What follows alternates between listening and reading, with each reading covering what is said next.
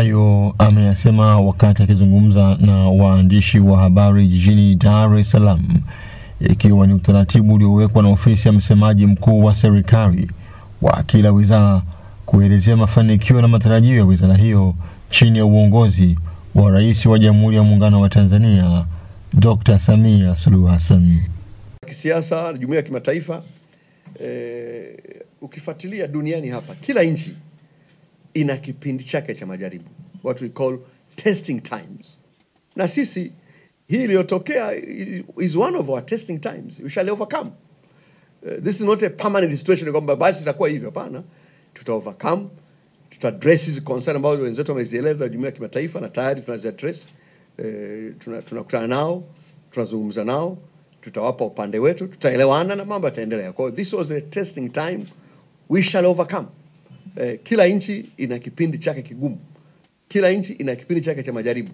Na sisi katika miaka yetu 60 ilikuwa ni moja ya vipindi vigumu vya majaribu, lakini haimaanishi kwamba basi tutakuwa katika hali hiyo milele, hapana. Tutapita. Ni kama wewe tu, mwili wa binadamu unaishi vizuri, lakini kuna siku unaugua. Haimaanishi basi ukiugua ufa, unatibiwa, unasonga mbele. Kwa na sisi tutalitibu, tutaweza kushinda jaribu hili, tutarudi, tutaendelea kuwa nchi moja, bigger, more united, more democratic, yenye maelewano.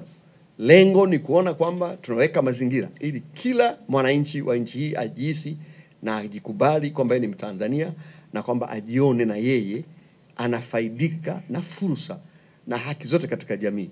Aidha, kwa upande mwingine, serikali pia inajiandaa kuweka mfumo wa uwazi katika ajira katika sekta zote ili kuondoa nadharia ya upatikanaji wa ajira kwa urafiki au udugu.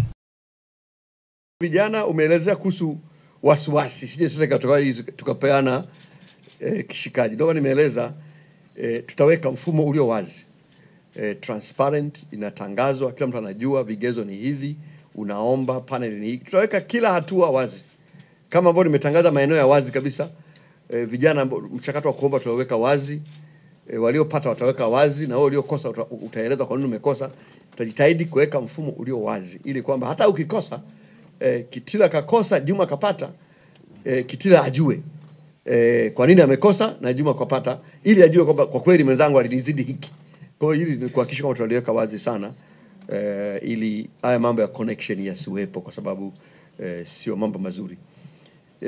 Lisungu David Kambona.